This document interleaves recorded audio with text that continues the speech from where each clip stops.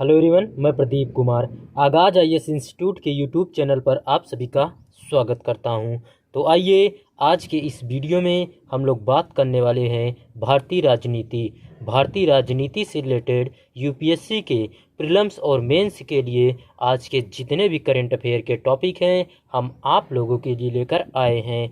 तो चलिए देखते हैं। तो देखिए, प्रीलिम्स के लिए जो टॉपिक है वो केंद्र शासित प्रदेश लद्दाख है और छठी अनुसूची अनुच्छेद 370 है, अनुच्छेद 3 है, अनुच्छेद 3 के तहत शर्तें, अनुच्छेद 244(2) और स्वायत्त जिले। और मेंस के लिए जो टॉपिक है वो लद्दाख से संबंधित प्राथमिक मांगे, लद्दाख की वर्तमान केंद्र शासित प्रदेश के दर्जे के कारण छठी अनुसूची के उद्देश्य है। तो चलिए हम यूपीएससी के इन सभी टॉपिक के बारे में पूरे विस्तार से चर्चा करते हैं। तो देखिए चर्चा में क्यों है, आइए समझते हैं। हाल ही में केंद्र शासित प्रदेश लद्दाख में छठी अनुसूची के तहत राज्य का दर्जा और संवैधानिक संरक्षण की मांगों को लेकर कामकाज पूरी तरह ठप रहा। चलिए अब हम लोग लद्दाख की प्राथमिक मांगे क्या है, आइए इसके बारे में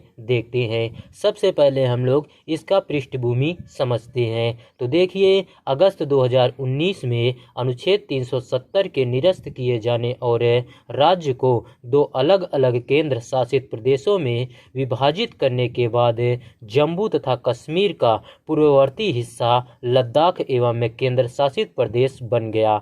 ऐसे में इस क्षेत्र में नए प्रशासनिक दर्जे को लेकर काफ़ी समस्याएं उत्पन्न हुई है। तब से लद्दाख अपनी सांस्कृतिक एवं जनसांख्यिकी पहचान की अधिक स्वायत्तता और सुरक्षा की मांग कर रहा। तो चलिए अब हम लोग प्राथमिक मांगे के बारे में जानते हैं। तो देखिए, आंदोलन का नेतृत्व करने वाले दो सामाजिक राजनीतिक संगठनों की मांग है कि अनुच्छेद 370 और 35A के तहत केंद्र शासित प्रदेश के लिए सुरक्षा की व्यवस्था की जाए। उनकी प्राथमिक मांगों में निम्नलिखित शामिल है। पहले आता है लद्दाख को पूर्ण राज्य का दर्जा। आइए समझते हैं। तो देखिए, अधिक राजनीतिक स्वायत्तता और निर्णय लेने की शक्तियों के संदर्भ में लद्दाख को उसके वर्तमान केंद्र शासित प्रदेश के दर्जे के स्थान पर एक पूर्ण राज्य का दर्जा प्रदान करने की मांग है। तो चलिए अब हम लोग देखते हैं छठवीं अनुसूची के तहत सुरक्षा उपाय के बारे में। तो देखिए, स्वदेशी आबादी के सांस्कृतिक, भाषाई और भूमि संबंधी अधिकारों की रक्षा के लिए छठवीं अनुसूची के तहत संवैधानिक प्रावधानों के क्रियान्वयन की मांग है। तो चलिए अब हम लोग नौकरियों में आरक्षण के बारे में देखते हैं। तो देखिए, लद्दाख के युवाओं के लिए रोजगार के अवसरों में आरक्षण का समावेश, आर्थिक संसाधनों एवं अवसरों तक समान पहुंच सुनिश्चित किया जाना। तो चलिए अब हम लोग पृथक संसदीय निर्वाचन क्षेत्रों का निर्माण के बारे में देखते हैं। तो देखिए, प्रत्येक क्षेत्र की विशिष्ट जनसांख्यिकी और भौगोलिक विशेषताओं को दर्शाने वाले लेह व कारगिल के लिए अलग संसदीय निर्वाचन क्षेत्रों की स्थापना का प्रस्ताव गृह मंत्रालय ने लद्दाख के प्रतिनिधियों के साथ संवाद करने के लिए एक उच्चाधिकार समिति का गठन किया। नोट, आइए समझते हैं। तो देखिए, अनुच्छेद 35A वर्तमान में अप्रभावी जम्मू और कश्मीर राज्य की विधायिका को राज्य के अस्थायी निवासियों को परिभाषित करने तथा उन्हें विशेषाधिकार प्रदान करने का अधिकार देता है, जो सामान्य तौर पर भारतीय नागरिकों के लिए उपलब्ध नहीं थे। तो चलिए अब हम लोग वर्तमान में लद्दाख केंद्र शासित प्रदेश का दर्जा प्रदान किए जाने के क्या कारण है, आइए इसके बारे में देखते हैं। सबसे पहले हम लोग सांस्कृतिक और जनसांख्यिकीय भिन्नताएं के बारे में देखते हैं। तो देखिए, केंद्र शासित प्रदेश के रूप में नामित होने से पूर्व लद्दाख जम्मू और कश्मीर राज्य का हिस्सा था। लद्दाख में बौद्ध धर्म की बहुलता पूर्ववर्ती राज्य जम्मू कश्मीर की मुस्लिम बहुल आबादी से काफ़ी भिन्न है। यह अंतर अक्सर संसाधन आवंटन, राजनीतिक प्रतिनिधित्व और सांस्कृतिक संरक्षण को लेकर चिंताएं उत्पन्न करता है।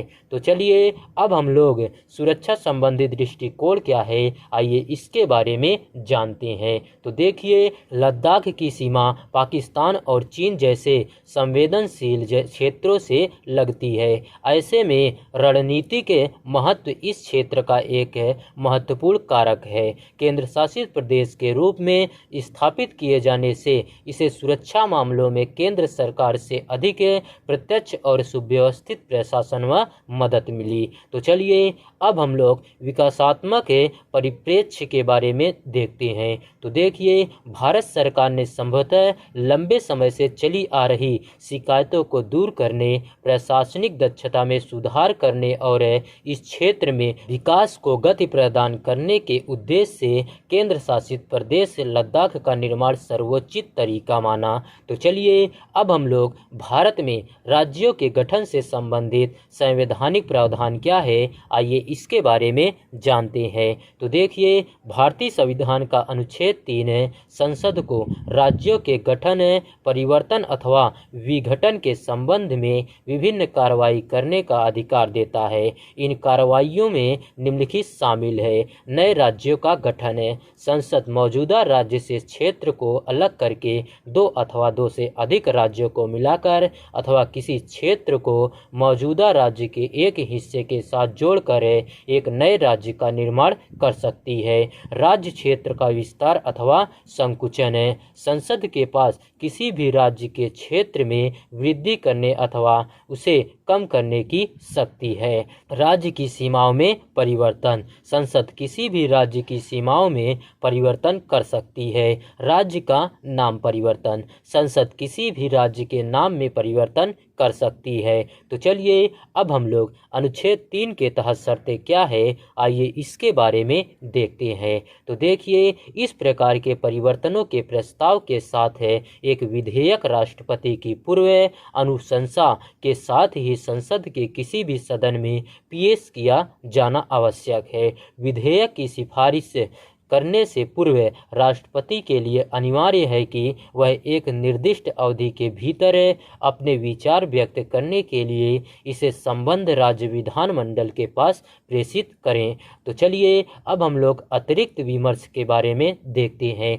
तो देखिए, नए राज्य के निर्माण के संसद की शक्ति के अंतर्गत किसी राज्य अथवा केंद्र शासित प्रदेश के एक हिस्से को दूसरे राज्य अथवा केंद्र शासित प्रदेश के साथ मिलाकर एक नए राज्य या केंद्र शासित प्रदेश का निर्माण करने की शक्ति भी शामिल है। संसद राज्य विधायिका के विचारों का पालन करने के लिए बाध्य नहीं है और समयबद्ध तरीके से प्राप्त होने पर भी उन्हें स्वीकार अथवा अस्वीकार कर सकती है। केंद्र शासित प्रदेशों के मामले में संबंधित विधायिका के समक्ष किसी भी प्रकार का कारण अथवा संदर्भ प्रस्तुत करने की आवश्यकता नहीं है। संसद कोई भी उचित कार्रवाई कर सकती है। अतएव भारत राज्यों का एक संघ है जिसे विघटित एवं पुनर्गठित किया जा सकता है। तो चलिए अब हम लोग छठी अनुसूची क्या है, आइए इसके बारे में देखते हैं। सबसे पहले हम लोग इसका परिचय जानते हैं।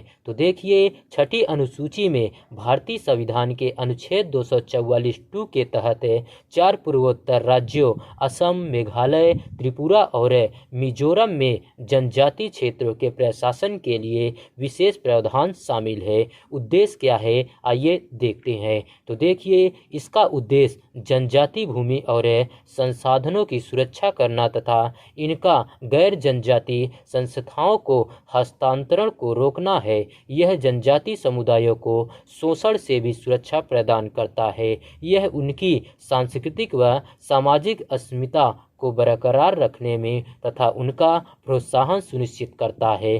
तो चलिए अब हम लोग स्वायत्त जिले और क्षेत्र के बारे में देखते हैं। तो देखिए, इन राज्यों के जनजातीय क्षेत्रों का प्रशासन स्वायत्त जिलों के रूप में किया जाता है। ऐसे मामलों में जहां एक स्वायत्त जिले में विभिन्न अनुसूचित जनजातियां निवास करती हैं, राज्यपाल इन जिलों को स्वायत्त क्षेत्रों में विभाजित कर सकता है। राज्यपाल के पास स्वायत्त जिले को व्यवस्थित करने, पुनर्गठित करने और सीमाओं अथवा नामों में परिवर्तन करने की शक्ति है। तो चलिए अब हम लोग जिला और क्षेत्रीय परिषद के बारे में देखते हैं। तो देखिए, इसके तहत प्रत्येक स्वायत्त जिले के लिए अधिकतम 30 सदस्यों वाले एक जिला परिषद का गठन किया जाना आवश्यक है। इनमें से राज्यपाल द्वारा नामित सदस्यों की अधिकतम संख्या 4 है, जबकि शेष का चयन वयस्क मताधिकार के आधार पर